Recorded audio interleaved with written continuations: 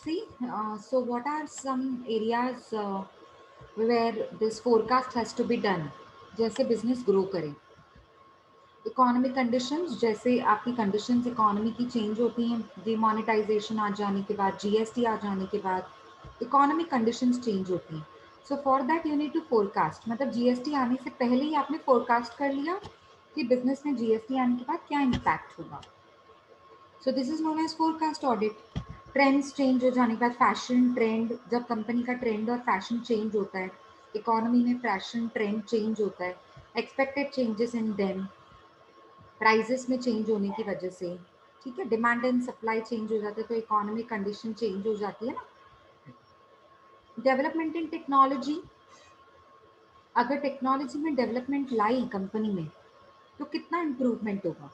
Strategies of the competitors, मतलब competitors की strategies को हमने यूज करा तो क्या मेरा बिजनेस ग्रो करेगा. एक्सपेक्टेड चेंजेस इन सोशल कंडीशंस, मतलब अगर मैंने एक पर्टिकुलर प्रोडक्ट इन्वेंट किया, ओके, तो उसका सोसाइटी के मतलब एनवायरनमेंट पे क्या फर्क पड़ेगा, इसके ऊपर भी फोरकास्ट ऑडिट यूज की जाती है. एक पर्टिकुलर प्रोडक्ट निकाला मैंने, उसका सोसाइटी में क्या बेनिफिट हो रहा है, सोशल कंडीशंस इंप्रूव हुए कि नहीं हुए. ऐसा कोई प्रोडक्ट मैंने इन्वेंट किया है तो मुझे चेक करना है कितना सोसाइटी में डेवलपमेंट आया, सोशल कंडीशंस में कितना डेवलपमेंट आया. Changes in political environment, political environment में अगर चेंजेस आ गई तो मेरे बिजनेस में क्या फर्क पड़ेगा. ठीक है, तो इन शॉर्ट मतलब ये जो भी सारी एरियाज है वहाँ पे फोरकास्ट ऑडिट यूज होता है.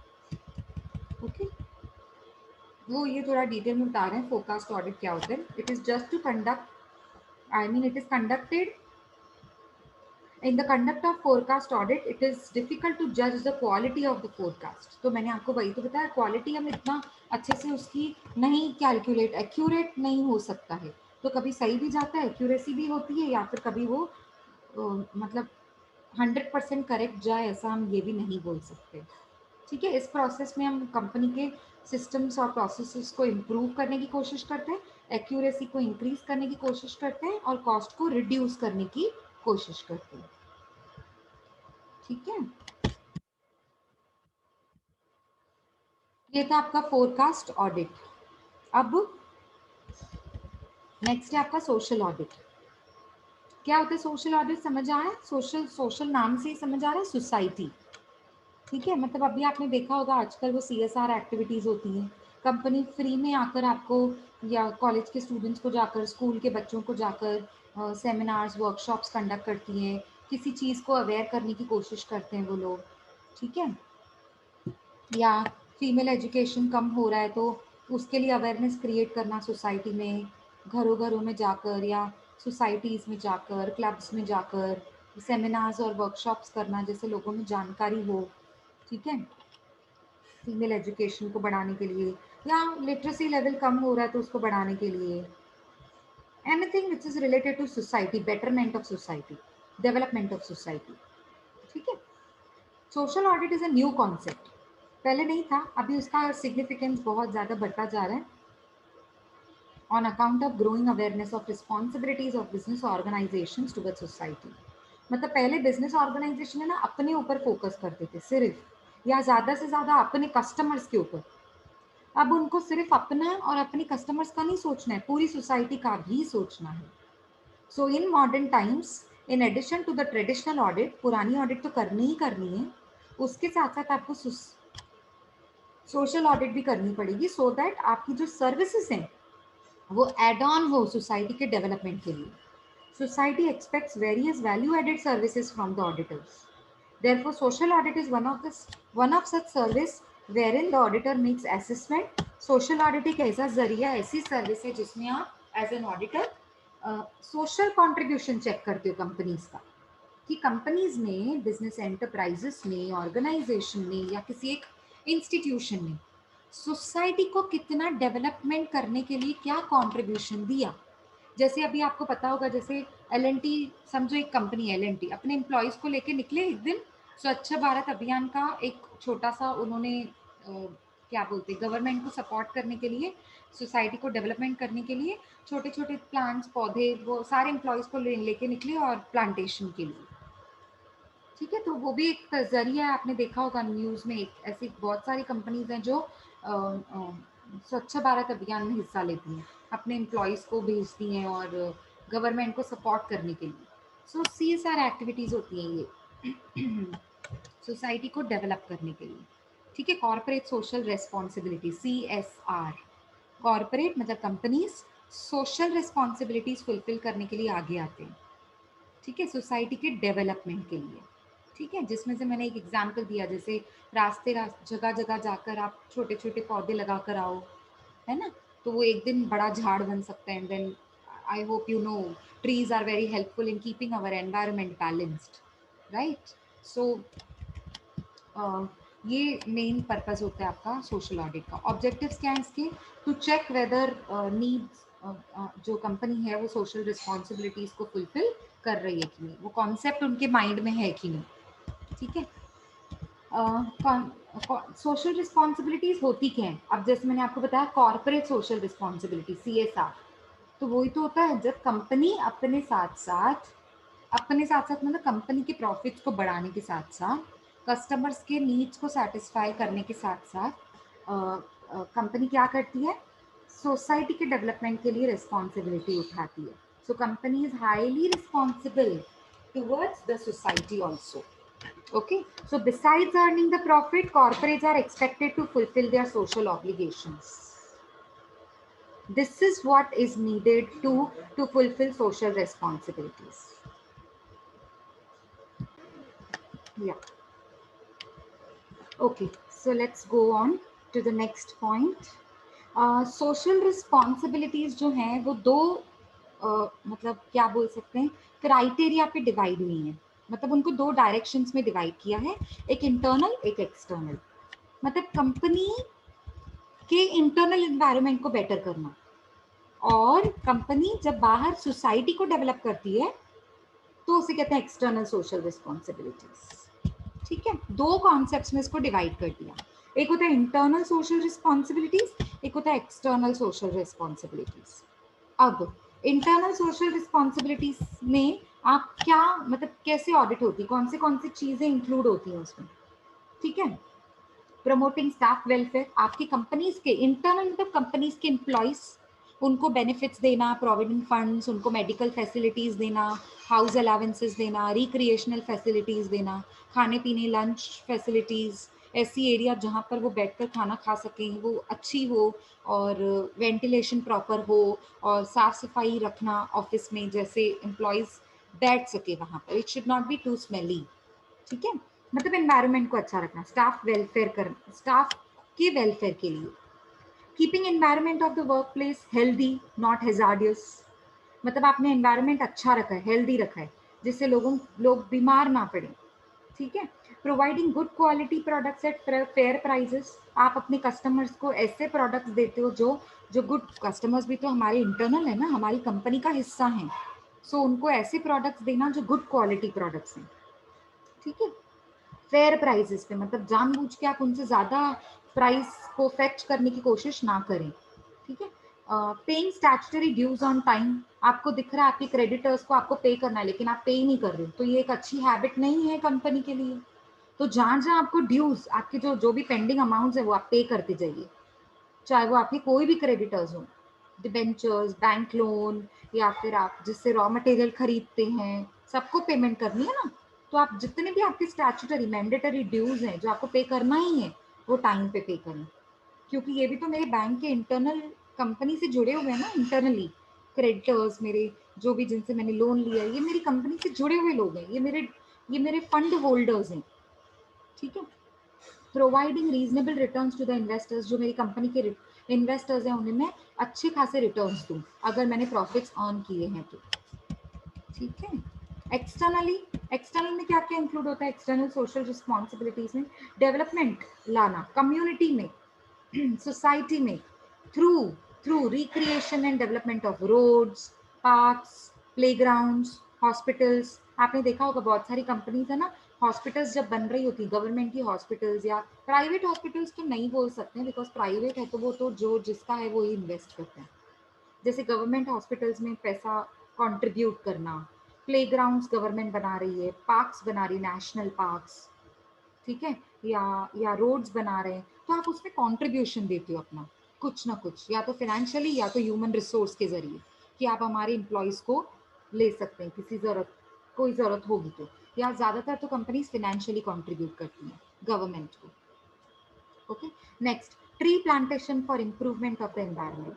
ट्री प्लांटेशन मतलब जैसे मैंने पहले एग्जांपल दिया कि जैसे इन्वायरमेंट को बैलेंस रखने के लिए, इम्प्रूव करने के लिए, जो जो आपने देखा होगा घर बनाने के लिए ना झाड़ें काट देते हैं हम लोग, तो अभी मेट्रोपॉलिटन सिटीज में तो आप देखोगे ही नहीं कहीं झाड़, मतलब इतने ज़्यादा कोई एरिया ही नहीं है ऐसी जहाँ पे सिर्फ झाड़ ही झाड़ हो, या तो यहाँ तो कोई ऐसी एरिया ही नहीं दिखेगी आपको मेट्रोपॉलिटन सिटीज में स्पेसिफिकली। तो वहां पर ट्री प्लांटेशन लाना, जहाँ पे झाड़ को काट दिया गया है तो इन्वायरमेंट इनबैलेंस हो गया, सो आप उसको बैलेंस करने की कोशिश करते हो तो छोटे छोटे ट्रीज मतलब प्लांटेशन शुरू करना so that it gets converted into trees, so that our environment is against so that our environment is again brought to the balanced situation, ठीक है। Next is creating new job opportunities. आप companies अपनी बढ़ा रहे हैं, आप अपना expand कर रहे हैं कंपनी, अब कंपनी एक्सपैंड हो रही है तो लोगों की भी जरूरत पड़ेगी, तो लोग जो अनएम्प्लॉयड हैं वो एम्प्लॉयड हो जाएंगे, है ना। सेटिंग अप प्लान्स इन बैकवर्ड एरियाज, मतलब आपने अपनी अपनी फैक्ट्री के पीछे पूरा एक एरिया छोड़ दिया जहाँ पे सिर्फ आपने क्या बोलते हैं प्लांट्स रख दिए, गार्डन बना दिया, so that environment looks healthy, ठीक है, समझ में आया। सोशल रेस्पॉन्सिबिलिटी दो पार्ट्स में डिवाइड किया है, दो क्राइटेरियाज में डिवाइड कर दिया, internal and external.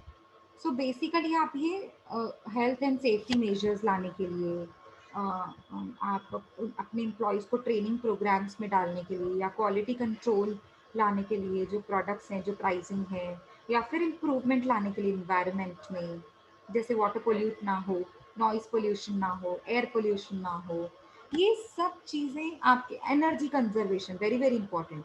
Social responsibilities में भी ये भी होता है कि आप जो कंपनी जो एनर्जी कंज्यूम कर रही है ना वो उतनी कंज्यूम करे जितनी उनको ज़रूरत है। जैसे किसी कंपनी में ना पानी बहुत यूज़ होता है प्रोडक्ट्स बनाने के लिए, तो वो ऐसे नहीं होना चाहिए कि पानी चल रहा है चल रहा है चल रहा है और वेस्ट हो रहा है, यूज़ तो हो नहीं रहा है, वेस्टेज ज़्यादा हो रही है, और जितना यूज़ हो रहा है उससे कंपेरिजन में वेस्टेज ज़्यादा हो रही है। So this should not happen.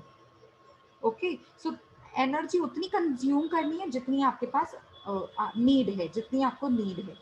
So available resources को उतना ऑप्टिमम यूटिलाइजेशन में लाना है। Okay, so basically social audit ये सब परफॉर्मेंस को चेक करने के लिए किया जाता है। उसके ऑब्जेक्टिव्स लिखे हुए हैं, एक बार फटाफट देख लेते हैं ऑब्जेक्टिव्स क्या हैं। To make assessment of social performance, मतलब आपकी कंपनी सोशली कैसे परफॉर्म कर रही है सोसाइटी को डेवलपमेंट देने के लिए, ठीक है। सोशल प्रोजेक्ट्स में कौन से सोशल प्रोजेक्ट्स हैं जिनमें आपने हिस्सा लिया है, जैसे स्वच्छ भारत अभियान इज अ सोशल प्रोजेक्ट ना, वो कोई प्राइवेट प्रोजेक्ट नहीं है, वो पूरी सोसाइटी का है, वो पूरी इंडिया का है। सो आपने उसमें कितना हिस्सा लिया है, और ऐसे कितने सारे प्रोजेक्ट्स हैं जिसमें आप हिस्सा लेते हैं। To assist the management in preparation of social accounts, मतलब आपने कोई अकाउंट्स मेंटेन करें सेपरेटली इसके लिए कि नहीं मेंटेन करें, वो चेक करना, उसका ऑब्जेक्टिव ये भी होता है। To inform the society about effectiveness of organisation in discharging their, मतलब जो आप सोशल रिस्पॉन्सिबिलिटीज फुलफिल कर रहे हो, मतलब जैसे ट्री प्लांटेशन कर रहे हो, एग्जाम्पल, चलो एग्जाम्पल ले लो, तो उसका इफेक्टिवनेस क्या है, मतलब उसका रिजल्ट क्या आएगा, ये आपको लोगों को बताना। तो रिकॉर्ड्स के थ्रू ही तो बता सकते हो आप, अपने लिख के ट्रांजेक्शन के जरिए ही तो बता सकते हो, रिपोर्ट्स के जरिए। To examine the correctness value added statement, मतलब अगर मैंने ये कंट्रीब्यूशन किया तो इससे क्या वैल्यू एडिशन हुआ, सोसाइटी में क्या बेनिफिट आया, कितना वैल्यू ऐड हुआ सोसाइटी में अगर मैंने ये कंट्रीब्यूशन दिया तो, ठीक है, उसको डिस्क्राइब करना, ठीक है। To verify correctness of assets and liabilities in social balance sheet, तो सोशल रिकॉर्ड्स को अलग मेंटेन किया जाता है ना, तो इसीलिए सोशल की जो आपकी सोशल रिकॉर्ड्स है जो आपकी, उसकी कितनी एसेट्स हैं, कितनी लायबिलिटीज हैं, कितनी वो करेक्ट हैं, ट्रू एंड फेयर है कि नहीं है, वो चेक करना। To evaluate socio economic contribution made by the society. ठीक है, मतलब कितना कंट्रीब्यूशन है जो आपकी और सोसाइटी के बीच में हुआ है और कितने उससे बेनिफिट्स आए। इवैल्यूएशन मतलब वही होता है, उसका रिजल्ट क्या है। जैसे आप पेपर लिखते हो तो हम इवैल्यूएट करते हैं ना पेपर, फिर आपको उसमें से क्या मिलती है, मार्क्स मिलती है, आपके परफॉर्मेंस के बेस्ड पे आपको मार्क्स मिलती हैं। तो इवैल्यूएट करना, रिजल्ट्स निकालना कि इसका रिजल्ट अच्छा आया कि नहीं आया। Is that clear? So this was related to social audit. I hope it's clear. Yes, ma'am. Okay. So let's now go to the next point, and that is tax audit. मेरे ख्याल से अभी सिर्फ 3 ही है, टैक्स, फॉरेंसिक एंड एनवायरनमेंट। ठीक है, मतलब 6 तो हो गए, बाकी 3 ही है। सो आई सपोज ये लेक्चर में हमारा हो जाएगा। अब टैक्स ऑडिट है ना, बहुत कुछ दिया हुआ है, बहुत कुछ, सब कुछ नहीं पढ़ना है, बस आपको आइडिया होनी चाहिए कि टैक्स ऑडिट होता क्या। सेक्शंस बिल्कुल याद नहीं करने, डोंट वरी। हाँ, बस इतना पता होना चाहिए टैक्स ऑडिट किसके अंडर में होता है, इनकम टैक्स एक्ट 1961 के प्रोविजंस के हिसाब से होता है। ठीक है, तो एवरी कंपनी को टैक्स ऑडिट कंपल्सरी होता है। बहुत very very very very important. मतलब आप देखोगे ना, मैनेजमेंट ऑडिट इतना ज़रूरी नहीं होता, ठीक है, फोरकास्ट ऑडिट ज़रूरी नहीं होता, लेकिन टैक्स ऑडिट बहुत ज़रूरी होता है। एवरी कंपनी, एवरी जो कोई कंपनी है उसको टैक्स ऑडिट कराना ज़रूरी है। और अगर आपका टर्नओवर प्रिस्क्राइब्ड लिमिट से एक्सीड हो गया, टर्नओवर मतलब जो आपका इनकम, सेल्स इनकम, अगर आपका टर्नओवर एक प्रिस्क्राइब्ड लिमिट से एक्सीड हो जाता है, मतलब बढ़ गया, ठीक है, तो आपको टैक्स ऑडिट करानी पड़ती है। ठीक है, ये सब प्रोविजंस आपको इतना ज़्यादा पढ़ने की ज़रूरत नहीं है, बिल्कुल नहीं। ठीक है, बिजनेस का डेफिनेशन दिया हुआ है, जिस बिजनेस की आप टैक्स ऑडिट कराते हो ना, उसका डेफिनेशन दिया हुआ है कि बिजनेस का मतलब क्या होता है। बिजनेस इंक्लूड एनी ट्रेड, मतलब buying and selling, commerce, commerce में तो सब आ गया, buying, selling, packing, transporting, everything, everything, manufacturing, और एनी एडवेंचर और concern in nature of trade, commerce और मैन्युफैक्चर। ये बिजनेस का ना डेफिनेशन है। ये बता रहे हैं कि जिस बिजनेस की आप टैक्स ऑडिट कराते हैं ना, वो बिजनेस क्या होता है। अच्छा, प्रोफेशन, अगर मैं डॉक्टर हूँ, मैं लॉयर हूँ, मैं टीचर हूँ, मैं प्रोफेसर हूँ, आर्किटेक्चर हूँ, चार्टर्ड अकाउंटेंट हूँ, इंटीरियर डेकोरेटर हूँ, ठीक है, फोटोग्राफी करना मेरा प्रोफेशन है, सिंगिंग करना मेरी प्रोफेशन है, पेंटिंग करना। So these all are counted in profession. तो प्रोफेशन जो है उसकी भी टैक्स ऑडिट होना जरूरी होती है। तो प्रोफेशन का मतलब क्या होता है ना, वो बताया मैंने। देखो, profession can be defined as an occupation which involves rendering specialised personal service. Specialised is very important.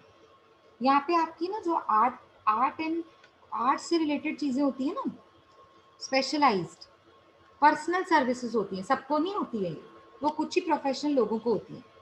ठीक है, on the basis of professional education, competence and training. मतलब जब तक आपने उसके अंडर में ट्रेनिंग नहीं ली है, एजुकेशन नहीं लिया, क्वालिफिकेशन नहीं है, तब तक आप वो नहीं बन सकते प्रोफेशनल, वो प्रोफेशन में नहीं जा सकते। जैसे इंजीनियरिंग है ना, जैसे मेडिकल फील्ड में जाना, आर्किटेक्चर फील्ड में जाना, या फिर जैसे जैसे टीचर, लॉयर, डॉक्टर, इनके लिए आपको सब्जेक्ट नॉलेज होना चाहिए, एजुकेशन होना चाहिए, ट्रेनिंग होनी चाहिए। ठीक है, ऑब्जेक्टिव्स क्या है टैक्स ऑडिट के, very important, very very important. क्या ऑब्जेक्टिव्स है टैक्स ऑडिट के, क्यों करते हैं हम tax audit? To assist the assessing officer in computing the total income. मतलब जो असेसिंग ऑफिसर है वो टोटल इनकम निकाल रहे हैं ना एसएससी की, तो वो चेक करना, असिस्ट करना, उनको हेल्प करना। टैक्स ऑडिट के जरिए उसको हेल्प मिल जाएगी, टोटल इनकम निकालना ईजी हो जाएगा बंदे की। अच्छा, enable proper assessment of tax की, टैक्स की प्रॉपर असेसमेंट हो रही है कि नहीं हो रही है डिपार्टमेंट के जरिए, इनकम टैक्स डिपार्टमेंट के जरिए, वो उस उसको उसको चेक करना। To ensure that income tax assessments are made simpler and faster. मतलब पहले से ही आपने टैक्स ऑडिट करके रखी है, अब तो ईजी हो गया ना, सिस्टम ईजी हो गया। अब तो मेरे लिए रिटर्न्स फाइल करना ईजी हो जाएगा, अब तो मेरे लिए समझना ईजी हो जाएगा कितनी टैक्स भरनी है, मेरे लिए ये भी समझना ईजी हो जाएगा मेरी टोटल इनकम कितनी है, मैं कौन से स्लैब में आता हूँ, 10% के स्लैब में, 0% के, 40% के, 30% के, 20% के, है ना। To increase self compliance by tax payers and to educate them. मतलब आप अपना सेल्फ कंप्लायंस बढ़ाते हैं by the tax payers and to educate them. मतलब आप मतलब ये टैक्स ऑडिट इसलिए भी होता है so that you become educated that you have to pay tax. मतलब टैक्स की चोरी नहीं करनी है बेसिकली इसका मतलब ये है। टैक्स ऑडिट हो गया मतलब ये तो गवर्नमेंट तक तो रिपोर्ट पहुंच ही गई ना। ऑडिट हो गया मतलब गवर्नमेंट तक रिपोर्ट पहुंच गई। और टैक्स ऑडिट हो जाने पे ये पता लग जाता है कि ये कंपनी ने इतनी टैक्स भरनी है, तो आप तो चोरी कर ही नहीं पाएंगे ना। So I hope you understood. Okay, tax auditor कौन होता है? कौन, किसको आप अपॉइंट कर सकते हो टैक्स ऑडिटर की प्लेस पे? किसको अपॉइंट कर सकते हो? Chartered accountant. CA. Yes, CA. CA या फिर CA in practising chartered accountant भी चलेगा, फर्म भी चलेगा। पूरे चार्टर्ड अकाउंटेंट की जो फर्म है ना वो भी चलेगा। स्टैट्यूटरी ऑडिटर भी चलेगा, जो कंपनी सेंट्रल सॉरी हाँ बराबर सेंट्रल गवर्नमेंट के थ्रू अपॉइंट होते हैं। स्टैट्यूटरी ऑडिटर जो जो जिनकी प्रॉपर क्वालिफिकेशन होती है, और जो प्रैक्टिसिंग चार्टर्ड अकाउंटेंट होते हैं, फर्म को भी आप अपॉइंट कर सकते हैं। मतलब एक पूरी firm, partnership firm chartered accountant, उनको भी आप अपॉइंट कर सकते हो। फिर वो देख लेंगे कौन से अकाउंटेंट को भेजना है। ठीक है, बस इतना ज़्यादा डिटेल में नहीं पढ़ना, इतना ज़्यादा आपके लिए वो इतना नहीं है। मतलब इतना टाइम भी नहीं होता पेपर में लिखने को। ठीक है, चलो अभी देखो टाइम लिमिट क्या है टैक्स ऑडिटर की, 30 सितंबर एवरी ईयर। अभी खैर तो देखो क्राइसिस आ गया था, पैंडमिक क्राइसिस, तो ये 30 सितंबर को थोड़ा आगे कर दिया गया था। बट यूजुअली आप देखोगे ना टैक्स ऑडिट का जो टाइम पीरियड होता है, जो रिपोर्ट सबमिट करनी होती है, दैट इज लास्ट 30 सितंबर एवरी ईयर।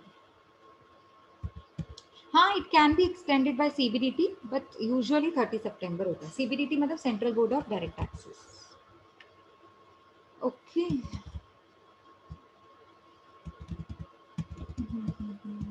ये फॉर्म्स होते हैं जो टैक्स ऑडिट रिपोर्ट के लिए आपको फिल करने होते हैं। 2 फॉर्म्स होते हैं, 3CA एंड 3CB।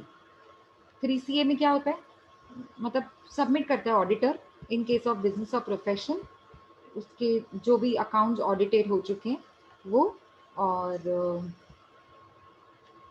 3CA में मतलब जो भी प्रॉफिट एंड लॉस है, बैलेंस शीट है, डॉक्यूमेंट्स हैं, इनकम एंड एक्सपेंडिचर का अकाउंट है, जितने भी रिकॉर्ड्स मेंटेन किए गए हैं उसका audited part, audited balance sheet, audited profit and loss account, audited documents, सब वो होता है 3CA में। 3CB में क्या होता है? 3CB में it is to be submitted by the auditor in case of business profession who is not required to get the accounts audited।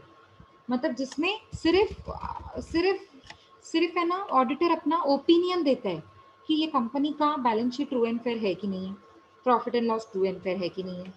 जिसमें कंपलसरी नहीं है कि आपको अकाउंट्स को ऑडिट करना ही है। मतलब टर्नओवर एक्सीड नहीं हुआ है ना तो 3CB, और अगर टर्नओवर एक्सीड हो गया तो कंपलसरी ऑडिट रिपोर्ट करवानी पड़ेगी, टैक्स ऑडिट, तो रिपोर्ट तो बनानी पड़ेगी, तो 3CA में बनाते हैं। ठीक है,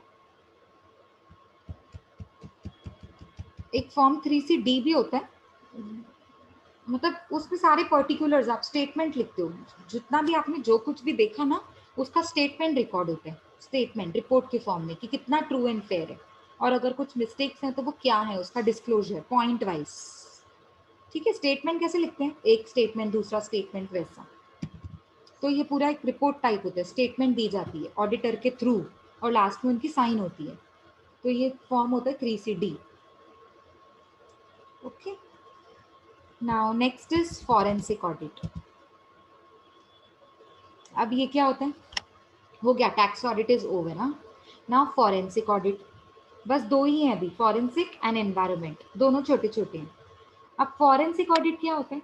फॉरेंसिक ऑडिट का मतलब चेक करना कि कंपनी एक्यूरेटली और अंडर लॉ काम कर रही है कि नहीं।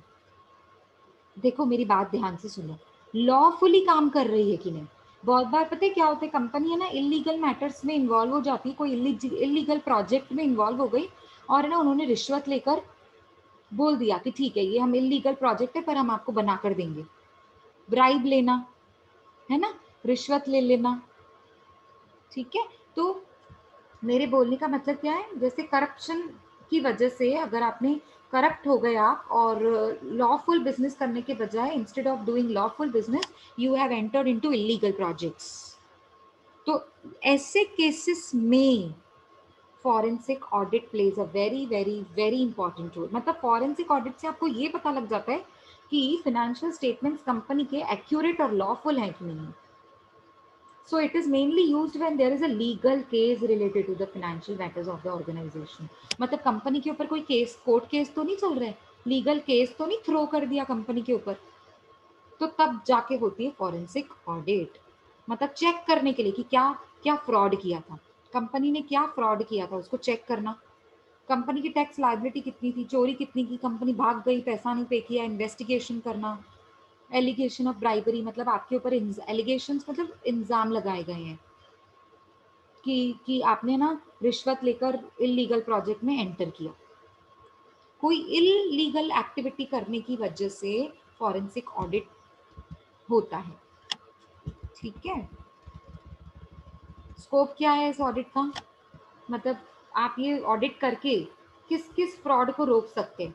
प्रूविंग द लॉस, कंपनी में लॉस क्यों हुआ उसको प्रूव करके फ्रॉड को रोका जा सकता है। Proving the responsibility for the loss, किसने ये, किसकी वजह से ये लॉस हुआ था, रिस्पॉन्सिबिलिटी किसकी थी, ठीक है, ये प्रूव कर सकते हैं। प्रूविंग द मेथड और मोटिव, कि क्या आपका जो गोल था, जो मेथड्स थे, जो सिस्टम्स थे, जो वो गलत चले गए, उसको प्रूव करना। इस्टेब्लिशिंग गिल्टी गिल्टी नॉलेज, मतलब जो जानबूझ के ऐसा नॉलेज देना जो कंपनी को लॉसेस में लेके जाता है। ठीक है, मतलब ऐसा नॉलेज ले आना जो कंपनी को लॉसेस में लेकर जाए, तो उसे कहते हैं गिल्टी नॉलेज। ठीक है, तो वो किसने किसने लाया था और क्यों ऐसा हुआ एंड कब ऐसा हुआ, कितना कंपनी को नुकसान हुआ उससे, तभी तो पता चलेगा ना कि कैसे क्या पनिशमेंट रखनी है। फॉरेंसिक ऑडिट यही होता है, यहाँ यहाँ आप फॉरेंसिक ऑडिट लगा सकते हो। आइडेंटिफाइंग अदर बेनिफिशियरीज, मतलब और कौन है जिसकी वजह से कंपनी को ये नुकसान हुआ था। ठीक है, वो बेनिफिशियरीज को आइडेंटिफाई करना। हाँ ये इम्पोर्टेंट नहीं है, हाँ ये इम्पोर्टेंट है। Use of forensic audit bye courts, ये तो बड़ा इम्पोर्टेंट है, बड़े ध्यान से सुनना। अब जो ये फॉरेंसिक ऑडिट होती है ना, जो जब ऑडिटर आते हैं और फॉरेंसिक ऑडिट करते हैं, तो जब ये रिपोर्ट बनाई जाती है ना, रिपोर्ट ये कहाँ यूज होती है, कहाँ यूज होती है, it is an evidence, it is a report which stand as an evidence by a prosecutor और लॉयर, जो कोर्ट में प्रेजेंट की जाती है इंटरेस्टेड पार्टी के लिए। सपोज अभी मेरी कंपनी है, मेरी कंपनी के ऊपर कोर्ट केस चल रहा है, तो अब मेरी कंपनी की फॉरेंसिक ऑडिट होगी, जो ऑडिटर आएगा वो ऑडिट करेगा, वो ऑडिट रिपोर्ट बनाएगा। अब जो भी रिपोर्ट में होगा ना, वो कोर्ट को प्रेजेंट किया जाता है, किसके जरिए, प्रोसिक्यूटर के जरिए, मतलब लॉयर के जरिए, या तो प्रोसिक्यूटर या तो लॉयर, कोई तो होगा जो आपका ये रिपोर्ट सबमिट करता है। कहाँ पे, कोर्ट में, जिसके जरिए पता लग जाएगा कि आपकी कंपनी कितनी क्या था, क्या बोल सकते हैं, फ्रॉड, कंपनी ने कितना फ्रॉड किया था, या फिर कंपनी इनोसेंट थी। ठीक है, मतलब कंपनी ने शायद कुछ नहीं किया था, इट वॉज मिसअंडरस्टैंडिंग, है ना। But finance is a very complex area and forensic auditor tries to be very precise. अब ये पूरा फिनेंस से रिलेटेड होता है, तो ये तो बहुत कॉम्प्लेक्स एरिया होती है, इसीलिए फॉरेंसिक ऑडिटर को बहुत प्रिसाइज होना पड़ता है, टू द पॉइंट होना पड़ता है वाइल गिविंग हिज रिपोर्ट। मतलब अंदाजे से कुछ नहीं वो बता सकता, he has to be very precise and to the point, he has to be very accurate. ठीक है, तो ये एक्सपर्ट विटनेस के जरिए आपका ऑडिट कोर्ट में प्रेजेंट किया जाता है in a very simpler manner, so that it can be understood by everyone. ठीक है, ये बहुत इंपॉर्टेंट था। फॉरेंसिक ऑडिट रिपोर्ट कोर्ट में सबमिट की जाती है। Last type of the chapter is environment audit. अब नाम से ही समझ में आ रहा है, एनवायरनमेंट मतलब आपकी कंपनी में कौन से ऐसे एनवायरनमेंट टूल्स यूज होते हैं जिसमें हमारा एनवायरनमेंट के स्टैंडर्ड्स, क्राइटेरियाज जो बताए हुए हैं गवर्नमेंट ने, वो फॉलो हों। मतलब हम एनवायरमेंटल हैजार्डियस प्रोडक्ट्स को ना बनाएं, ज़्यादा प्रोड्यूस ना करें, ऐसा कोई तो ऐसी तो कोई चीज़ नहीं बना रहे ना जो ज़्यादा इन्वायरमेंट को अफेक्ट करती है, ठीक है, हैजार्डियस बनाती है।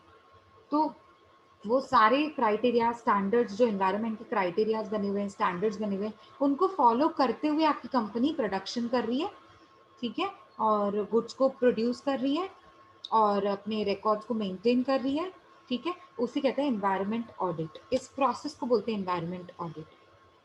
लिखा हुआ है an environment auditor will study an organisational environment affects, sorry environmental effects, जितने एनवायरमेंट को इफेक्ट्स आते हैं ऑर्गेनाइजेशन के प्रोडक्ट्स की वजह से या किसी भी सिस्टम की वजह से, in a systematic and documented manner. अब ऑडिटर क्या करता है, ये जब ऑडिट करता है ना, it has to be done in a systematic and documented manner and will produce an environmental audit report.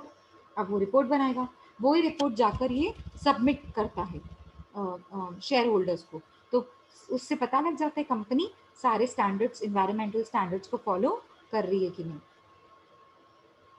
ठीक है, बेनिफिट्स क्या है एनवायरमेंट ऑडिट करने के? Organisations understand how to meet their legal requirements, मतलब लीगली जो परमिटेड है वो ही करना है, उससे ज़्यादा नहीं कर सकते हैं। Meeting specific statutory requirement, reporting requirements, मतलब जितना स्टैट्यूटरी, जितना मैंडेटरी है वो आपको स्पेसिफिक रिक्वायरमेंट्स को फुलफिल करना पड़ेगा। इसके लिए भी आप एनवायरमेंट ऑडिट करवाते हो समझने के लिए। Organisation can demonstrate their environmental policies is implemented, मतलब एक बार ऑडिट हो गई तो ये तो पता लग ही गया ना, प्रूफ मिल गया ना कि एनवायरमेंटल पॉलिसीज जितनी भी थी वो मैं इम्प्लीमेंट कर चुकी हूँ। मेरी कंपनी जो भी इन्वायरमेंटल पॉलिसीज थी वो इम्प्लीमेंट कर चुके हैं। Understanding environmental interactions of product, services, activities जो भी मेरी बिजनेस में चल रही है वो इन्वायरमेंट को हैजार्डियस इफेक्ट नहीं देते, ये प्रूव करना। तो इसके जरिए हो सकता है एनवायरमेंटल ऑडिट के जरिए, so it's a benefit for my company. Knowing their environmental risk are managed appropriately. अब ऑडिट हो गई, ऑडिट हो जाने से ये तो पता लग गया ना कि कहाँ कहाँ हम गलत थे, तो वो करेक्टिव एक्शंस लेने में हमको हेल्पफुल हो जाते हैं। सो हमने वो एप्रोप्रिएटली सारे रिस्क को मैनेज किया with the help of environmental audit. Understanding how to develop and implement an ISO 14001 EMS and okay, and तो आपके लास्ट पॉइंट के लिए दिया हुआ है ये ना सर्टिफिकेशन होता है आईएसओ, ये नंबर दिया हुआ है इसका। ये आईएसओ है ना, ये वो सर्टिफिकेट होता है जब आप क्वालिटी मेंटेन करते हो ना, जब आप इन्वायरमेंट को इफेक्ट नहीं करके कस्टमर्स को आप वो प्रोडक्ट, सर्विसेज, एक्टिविटीज आप वैसी करते हो बिजनेस में जो सोसाइटी के लिए भी बेनिफिट हो, कस्टमर्स के लिए भी, आपकी कंपनी भी अच्छे खासे प्रॉफिट्स अर्न करी और इन्वायरमेंट को भी हार्म नहीं हो रहा है, तब जाके आपको ये क्वालिटी सर्टिफिकेट मिलता है। आईएसओ कहते हैं इसे, ये क्वालिटी सर्टिफिकेट होता है। ठीक है, and improving environmental performance and saving money. तो आपकी कंपनी का काम है जब इन्वायरमेंटल ऑडिट हो जाए तो आप अपनी कंपनी का परफॉर्मेंस इम्प्रूव करें, इन्वायरमेंटल परफॉर्मेंस, सो दैट जो आपका जो क्या कह सकते हैं, जो प्रोडक्ट सर्विसेज हैं, जो भी कमोडिटीज आप प्रोड्यूस कर रहे हैं वो इन्वायरमेंट पे हैजार्डियस इफेक्ट ना लाता है। So that is the reason हम लोग ये इन्वायरमेंट ऑडिट करवाते हैं, उसकी ये सारे बेनिफिट्स हैं। हो गया, डन। ये ऑडिट कमिटी है, हम पहले चैप्टर्स में पढ़ चुके हैं। Role and functions of audit committee हम पहले चैप्टर्स में जो पढ़ चुके हैं बिल्कुल सेम है, सो ये फिर से रिपीट करने की ज़रूरत नहीं है। ये आपके कुछ ऑब्जेक्टिव्स हैं and then some short notes and a few 1 line 2 lines questions. Okay, so mainly ये chapter था आपका 9 types of audits पे। Can you just have a quick revision of how many types of audits we have done? So first was, just tell me names. Cost. Very good, cost audit. Second, yes, Human HR. resources human audit, resource audit. Very good. Third, management audit, management audit. Fourth, operational audit, operational audit. Fifth,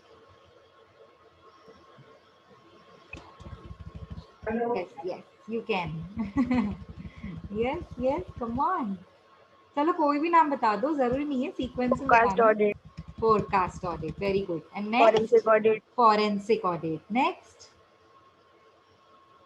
forensic, social forecast, audit, social, very good, social audit, tax audit, environment audit. Very good, tax Income audit tax and audit. Environment audit, very खत्म good, ma'am. Very good, very good. चलो बढ़िया। So now we can wind up because this chapter is over and we are left with only last chapter of the audit as per my syllabus, because half is taken by Priya madam. So as per my syllabus, the half, I mean half of the syllabus I'm going to take, and from that 3 chapters are over, only one is pending.